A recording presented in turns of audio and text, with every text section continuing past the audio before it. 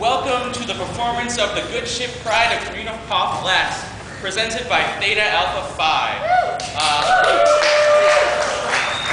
This year marks Theta Alpha Phi's 50th anniversary here at Stevens, and part of that we're presenting the Good Ship Pride, written by Stevens alumnus James T. Costigan, class of 33.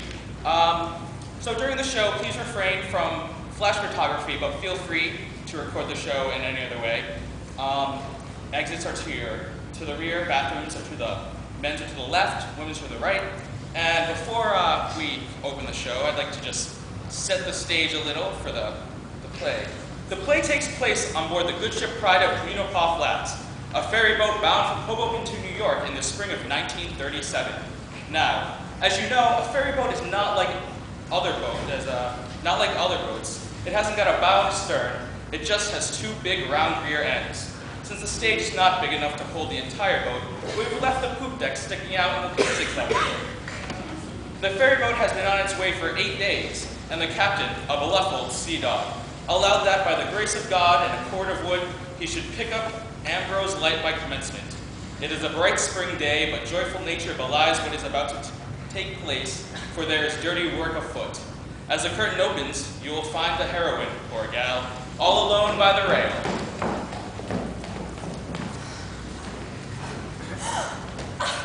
Not that! Never!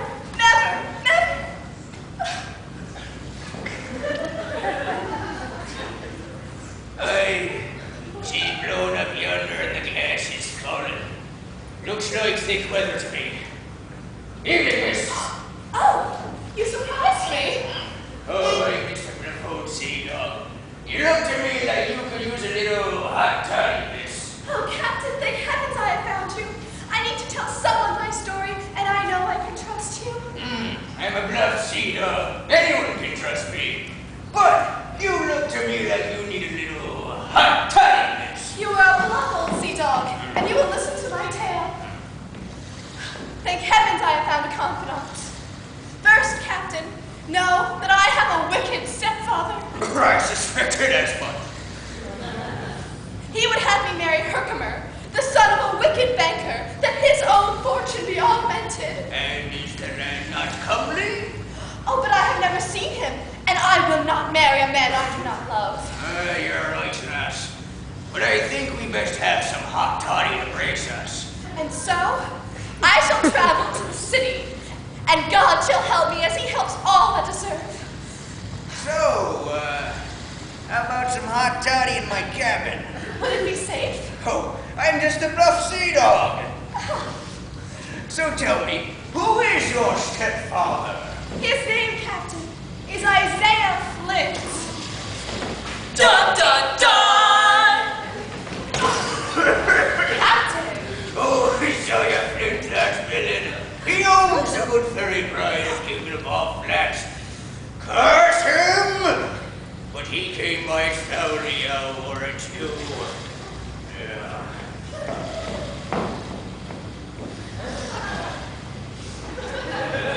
I shall succeed in the great city.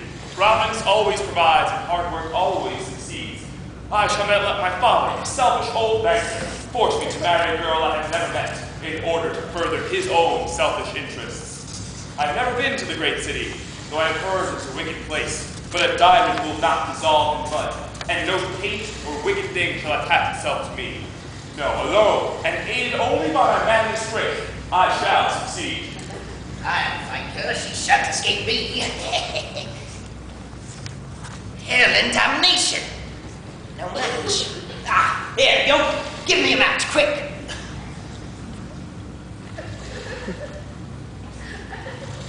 Fire and fury? Does the lout ignore me?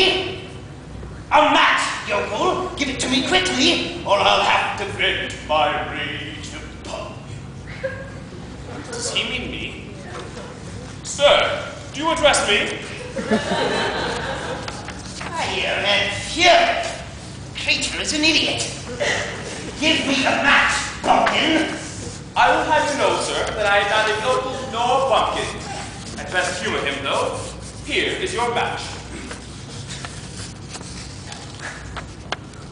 The man would smoke before me. Oh, it must not be. My vows force me to prevent him from wasting his substance with nicotine.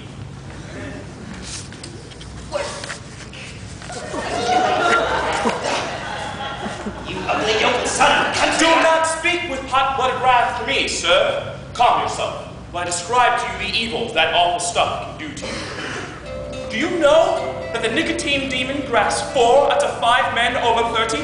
Our penitentiaries are filled with men who crave the demon, with men who cannot live without the artificial solace of the weed, with men who have before them a life of slavery, slavery to that deadly drug, the vile nicotine. If you persist with that practice, your fingers will yellow, and then your teeth. Your breath will lose its purity, and you will be for all men an addict, the destroyer of men's lives, the nauseous nicotine. Look at me. I am an upstanding youth, a member of the Boys of Bliss Society, the Young Men's Virtue Association, and the Organization for the Suppression of Tobacco. And my vows force me to carry out my obligations. Drop that terrible weed. You lily! Well, I bet you're wearing starched pants!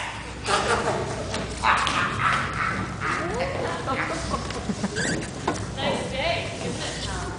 Oh, my poor, misguided young woman. Can't you see that you must inevitably come to no good end? Can't you see the path before you, upon which you have tread? For if you follow it, the path of tough forgiveness you must tread. You great big handsome man.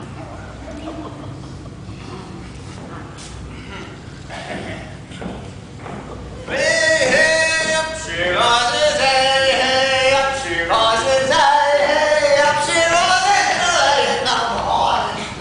The dread evils of vile nicotine so soon shown to us.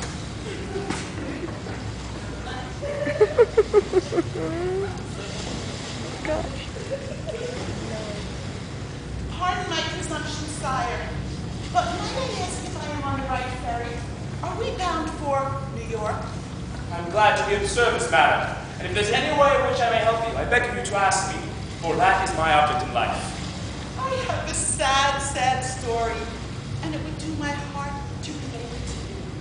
You are so fine and good, and if you could just spare a few moments to listen to my story, it would relieve my mind.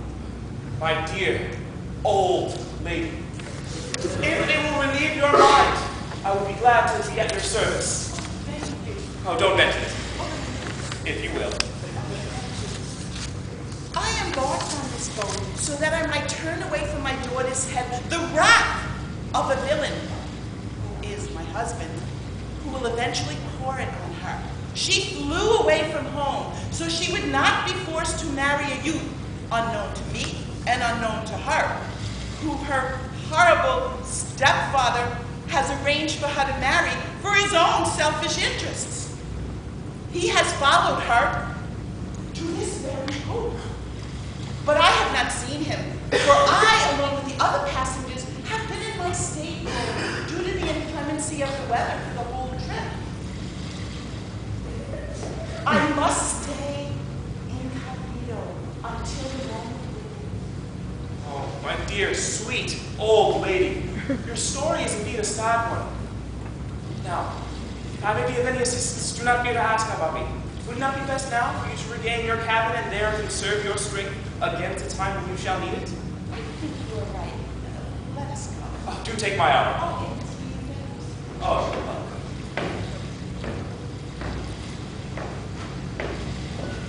My, he was a bluff old sea dog. My, what sweetness and innocence in one so young. How comes she to be traveling alone in her sweet, young innocence?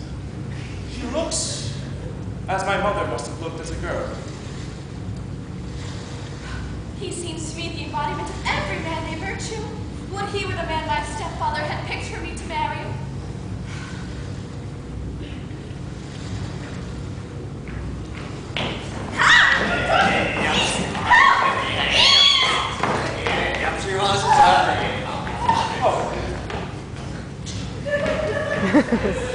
I hope, my dear young lady, that he does not harm you. Such a foul creature should not be allowed in the company of her with you later. Let this man do what he will. I do not fear him. We'll see about that. Kill this youth! You villain! The sight of his manly virtue, so sorely tried, makes me regret my own evil life. But you and your kind drive me and my sisters to live a life of sin.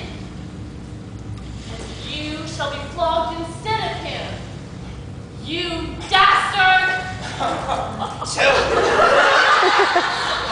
you've become a song-singing hypocrite too, have you? Well, you can join the rest. Thank you, my friends, but let the dastard do what he will. Yes, I will. You leave this fella alone. He ain't done nothing to you.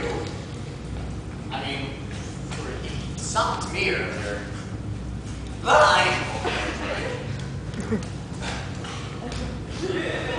it's men like you who drive men like me to the bottom. You rascal. What's another quiet boy? Away, you drunken fool!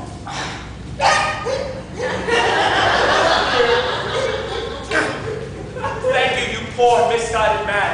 I shall lead you to salvation once this journey has reached its end. Oh, anything but that. I do let this man do what he will to me. I will, and you will see.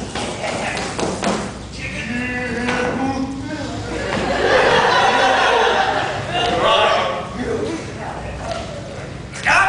What goes on here? Release that man! Bind him to the mast. He must not escape. Captain! This man is my stepfather, and this noble man simply tried to save me from his wrath. Oh, and I know the whole story. Release that man! Oh, death and disaster, brimstone and fire. I am owner of this vessel, and you are but my servant. If you do not do as I say, I shall have you dismissed when we land. Sir, you may own this vessel, but on the high seas, I am our master, and my word is law. Curses! We'll see about that! Bind him to the mast!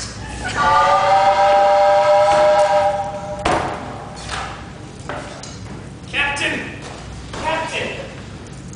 The release valve is jammed, and the pressure is rising in the boiler. Look! Ye gods! Can we do nothing? We shall be blown out of the sea! We will try, but the valve won't open.